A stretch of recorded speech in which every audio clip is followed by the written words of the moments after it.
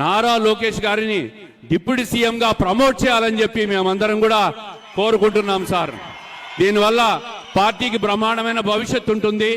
అన్ని రకాలుగా యువతను ప్రోత్సహించే విధంగా ఆయన ఈరోజు ఐటీ రంగానికి కానీ పారిశ్రామిక రంగానికి కానీ అనేక సంస్థలు రాష్ట్రానికి తీసుకొచ్చే దాంట్లో కానీ ఆయన చేస్తున్న కృషిని ప్రజలందరూ గమనిస్తున్నాం. ఆయనను మరింత ఎలివేట్ చేసి పార్టీకి ఉజ్వల భవిష్యత్తు ఇచ్చే విధంగా తమరు చేస్తారని ఆశిస్తూ తప్పుగా మాట్లాడింటే మన్నించవలసిందిగా కోరుకుంటూ తమరు ప్రసంగించవలసిందిగా కోరుకుంటున్నాం సార్. ధన్యవాదాలు. ఈరోజు మన మైదుకూరులో ఎప్పుడు విని కని మంచి రోజు ఈరోజు. ఇటువంటి అవకాశం కడప జిల్లాలో మన మైదుకూరులో దక్కింది.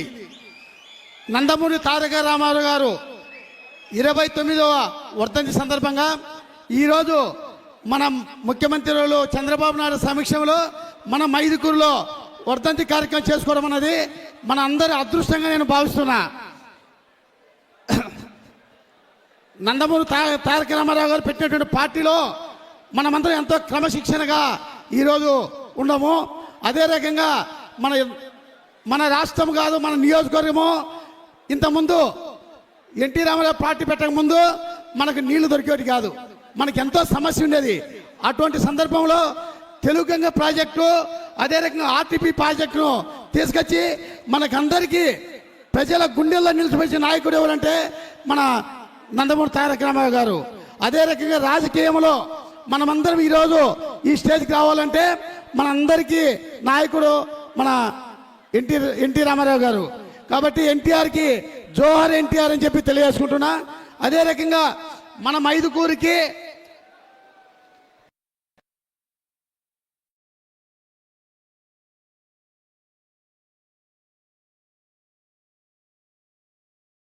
చంద్రబాబు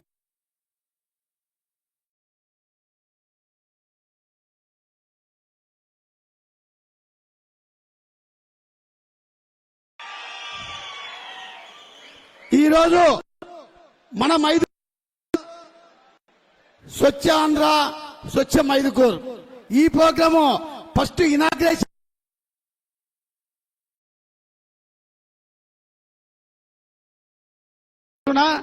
అదే రకంగా మన రాష్ట్రము విచ్ఛిన్నమైన పరిస్థితిలో గాడిలో పెట్టి మన రాష్ట్రాన్ని నడిపించడము సాధ్యమైన నాయకుడు ఎవరంటే మన ముఖ్యమంత్రి చంద్రబాబు నాయుడు గారు. మన ముఖ్యమంత్రి చంద్రబాబు నాయుడు గారిని ఎన్నో ఆశలతో మనమందరము ఈ రోజు కడప జిల్లాలో 7 సీట్లకు 5 ఎమ్మెల్యేలు గెలిపించారు. మీరందరూ ఈ గవర్నమెంట్ వచ్చిన తర్వాత ఉచిత ఇసుక ఇవ్వడంతో భవన కార్మికులందరూ ఎంతో సంతోషంగా ఉండరు. అదే రకంగా 3 గ్యాస్ సిలిండర్లు ఇచ్చారు, దానివల్ల అందరూ సంతోషంగా ఉండరు. అదే క్వాలిటీ మద్యం తగ్గించి రేటు తగ్గించి మంచి క్వాలిటీ మద్యం ఇచ్చిన దానివల్ల మహిళలు అందరు సంతోషంగా ఉన్నారని చెప్పి తెలియజేసుకుంటున్నా. ఇవన్నీ కాకుండా మన నియోజకవర్గంలో ఈరోజు మన నాయకుడు వచ్చిన తర్వాత మనం అందరం ఎంతో కలలు కంటాం, ఎన్నో ఆశలు ఉన్నాయి మన నియోజకవర్గానికి. ముఖ్యంగా మన ముఖ్యమంత్రి చంద్రబాబు నాయుడు గారు మన నియోజకవర్గం వచ్చిన తర్వాత మన నియోజకవర్గంలో ఎన్నో సమస్యలు ఉన్నాయి, దానిని పరిష్కరిస్తారని చెప్పి మన నియోజకవర్గ ప్రజలందరూ ఎదురు చూస్తున్నారు. దానిలో ముఖ్యంగా రాజోలి ఆనకట్ట.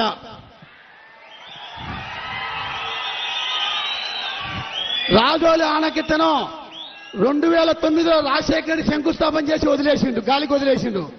అదే రకంగా జగన్మోహన్ రెడ్డి వచ్చిన తర్వాత ఆనకట్ట పేరు చెప్పి కుందు నది ఎడల్పు చేసి టెండర్ పిలవడం జరిగింది, కానీ వర్క్ మాత్రం జరగలే. దానివల్ల ఎంతో కాంట్రాక్టులు లాభం పొందినారు, కానీ వర్క్ మాత్రం జరగలే. మేము కోరేది ఒకటే, మన కుందు నది పైన సుమారు 106 టీమ్స్ ఈ సంవత్సరమే కింద సోమశిలకు సముద్రానికి పోవడం జరిగింది. మనకు అవసరం ఉండేది ఓన్లీ 3 టీఎంసీ నీళ్లు అవసరమైతే మనకు ఒకసారి ఇరిగేట్ అంతా 92,000 ఎకరాలు ఇరగారు పండుతుంది.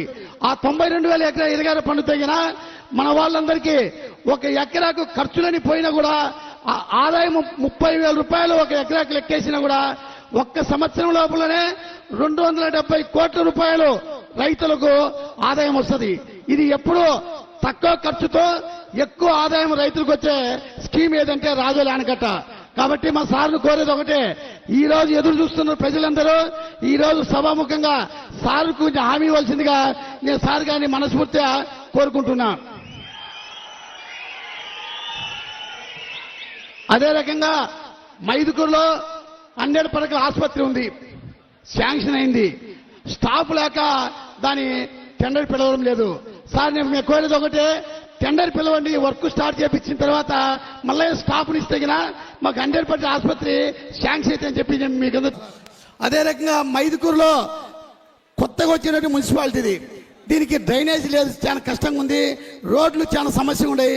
మినిమం డ్రైనేజీకి ఒక 50 కోట్లు, రోడ్లకు ఒక 50 కోట్లుగా ఇవ్వాల్సిందిగా అనౌన్స్మెంట్ చేయవలసిందిగా మిమ్మల్ని మేము కోరుకుంటున్నాం సార్.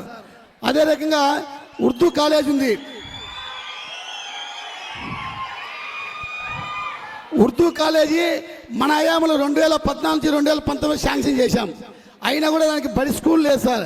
స్కూల్ శాంక్షన్ అయింది కానీ దానికి బిల్డింగ్ లేదు. ఆ బిల్డింగ్ ఒకటి శాంక్షన్ చేయాల్సిందిగా నేను సార్ మనస్ఫూర్తిగా కోరుకుంటున్నా. అదే రకంగా మైదుకూరులో మున్సిపాలిటీలో ఎంతో ఈ మన మైదుకూరు సుమారు 55,000 మంది జనాభా ఉండరు సార్. ఈ జనాభాలో ఉన్నటువంటి స్టాఫ్ మాత్రం చూస్తే సుమారు 45-50 మంది ఉండరు. దానికి మినిమం ఒక 100 మంది స్టాఫ్ రిక్రూట్మెంట్ చేయాల్సిందిగా మేము మిమ్మల్ని కోరుకుంటాం సార్. అదే రకంగా పాలిటెక్నిక్ కాలేజ్ ఉంది సార్. ఇక్కడ పాలిటెక్నిక్ కాలేజ్ ఉంది కానీ అదే రకంగా బిల్డింగ్ లేదు. బిల్డింగ్ ఒకటి శాంక్షన్ చేయాల్సిందిగా మేము కోరుకుంటాం సార్ మిమ్మల్ని. అదే రకంగా మార్కెట్ యార్డ్ నందు ఒక కోల్డ్ స్టోరేజ్ కావాలి సార్. ఇక్కడ కేపీ ఉల్లి ఎక్కువ పంట పండుతాయి, విదేశానికి కూడా పోయేటటువంటి పరిస్థితి ఇక్కడ ఉంది సార్. దానికి ఒక కోల్డ్ స్టోరేజ్ శాంక్షన్ చేయాల్సిందిగా మిమ్మల్ని కోరుకుంటున్నాం సార్. అదే రకంగా ఇక్కడ తెలుగంగ నుంచి వాటర్ స్కీమ్ ఉంది సార్. వాటర్ మన ప్రభుత్వంలో 98 కోట్లు పెట్టి శాంక్షన్ చేసినాం. దాన్ని ఈ ప్రభుత్వం వచ్చిన తర్వాత దాన్ని క్యాన్సిల్ చేసేశారు. దాన్ని మళ్ళీ రిపేర్ చేసి మన ప్రజలకందరికీ వాటర్ స్కీమ్ ఇవ్వాల్సిందిగా కోరుకుంటున్నాను సార్.